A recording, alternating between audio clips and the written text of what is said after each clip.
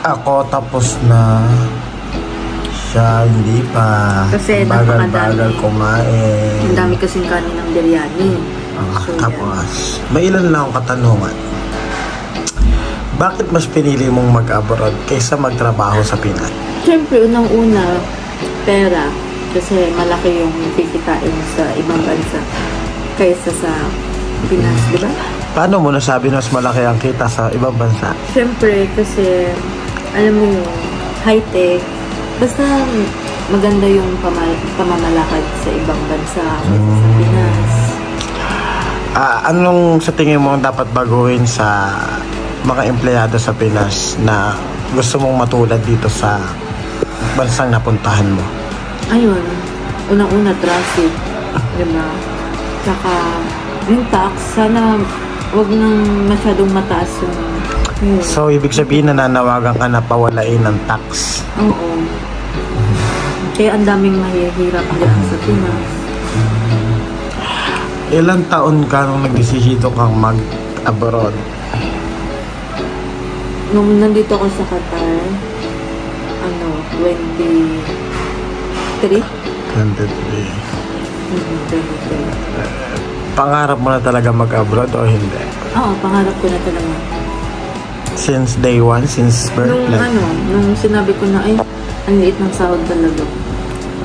Kailangan ko na talagang lisanin ang aking bansang Pilipinas.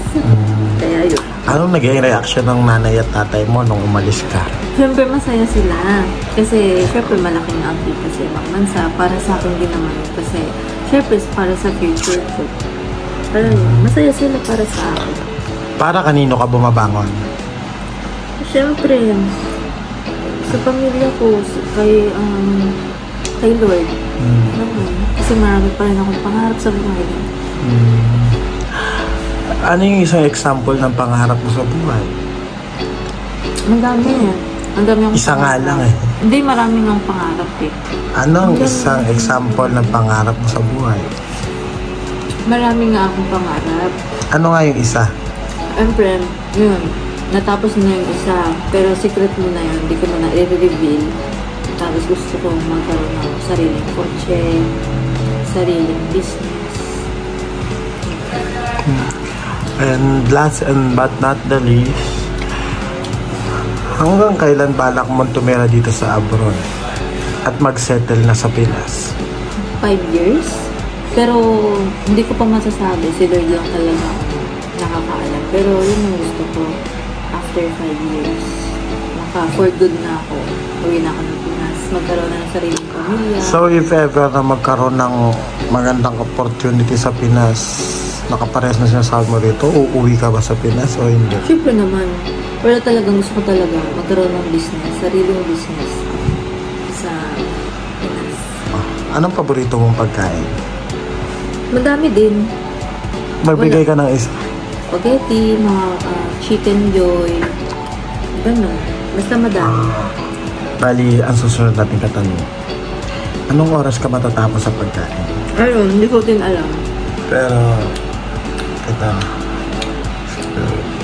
So, ako, ito kong i-take out. Kung bibigyan ka ng pangalawang buhay. I-take out ko to. Kung bibigyan ka ng pangalawang buhay, Sabi? babalik ka ba sa nakaraan o hindi na? Hindi na. Bakit? Ayun. Babalikan ko yung nakaraan ko, nakaraan na yun, diba? So, parang sinasabi doon na gusto lang ni Lord na ma-experience mo yun. Yung ganon. Example? Ano yung example? Example? Ayun, sa trabaho ko dati sa Pinas. Hindi ko nababalikan kasi sobrang hirap ako nun eh. Alam mo yun, yung pagod ko doon, tapos yung sahod mo konti lang. Hindi ka tulad dito, hayahay ka, tapos malakas sahod mo. Pero kung papapiliin ka na, kung yung saktong sahod mo pero kasama mo pamilya mo, masaya ka na. O yung sobrang sahod mo, malungkot ka't mag-isa ka. Pipiliin ko pa rin yung malaking sahod. So, pagka nakaipon ako noon, makakauwi na ako ng Pinas, di ba? So, makakasama ko na yung magulang ko. So, lahat ng pangarap ko sa buhay matutupad. So, makakasama ko na sila.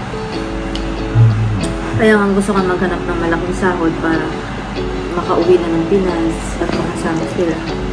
What if anak ka lang ng mama mo pero baby kita? So, Bakit pinili mo mag-land imbis na magbarko? Sagutin mo tanong. Hindi, ang choice ko kasi talaga talaga magbarko. Kaso nga lang ayaw ni mama. Natatakot sila sa alon.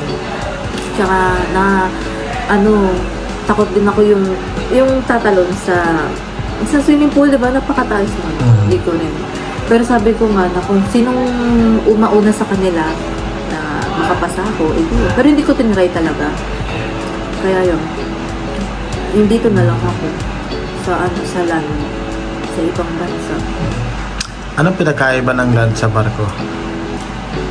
Kasi nga, sa barko kasi, di ba, 6 months lang, then uuwi ka na ng Pinas, di ba, may kontrata yun. Napaisip kasi sila mama. Laging parents na sinasabi ko, di ba, kasi nga sila talaga yung nag-a-advise sa akin palagi. Nasabi nila na, yun nga, mas maganda na land, at least, hindi ka, makakaipon ka talaga, hindi ka pagka sa barko ka, hindi ka makakaipon, kasi nga, kontrata. Tapos lagi ka mag-medical, after 6 months, medical na naman, di ba? Lagi ganun, hindi kita pag sa land ka sa ibang bansa. Yung, tuloy-tuloy ka, makakaipon ka talaga. Tapos pag gusto mo na mag-for good, edi maghanap ka ng malaking sahod, tapos uwi ka na. Ano talaga yung pinaka-preferred mo na bansa na puntahan sakaling ikaw magtatrabaho? Yung pangarap mo talaga? Wala naman kasi talaga kung gustong puntahan na ibang bansa. Ang gusto ko lang talaga, kumita ka ng malaking pera. Sabi kasi nila, chinoise ko tong Qatar kasi nga, before yung papa ko, dito din nagtatrabaho. Yun, ang sabi nila, safe daw dito. Kahit papaano, malaki-laki din ang kita mo, basta magtipid. Kaya dito ko pinili. Kung may opportunity na mag-ibang bansa, like Canada or Croatia, so, di ba? Kasi pupunta tayo doon. Di ba? Why not? Okay. Sa mga nabanggit mong bansa sa Canada at Croatia, kung aabot lang ng 50,000 pesos sa peso ang sahod, tatanggapin mo hindi? Basta all-in na siya. May free transportation, free accommodation. Siguro ganun kadalasan. Okay. Masaya ka ba sa workplace mo ngayon? Masaya naman ako kasi alam mo yun, hindi ka pagod yung katawan mo, hindi ka tulad sa Pinas, sobrang pagod ka, tapos ang liit lang ng sahod mo. Pero kasi diba, siyempre, gusto mo rin naman na maghanap ka ng mas malaki-laki, nakikinikita mo dito sa work na, diba? So, yun.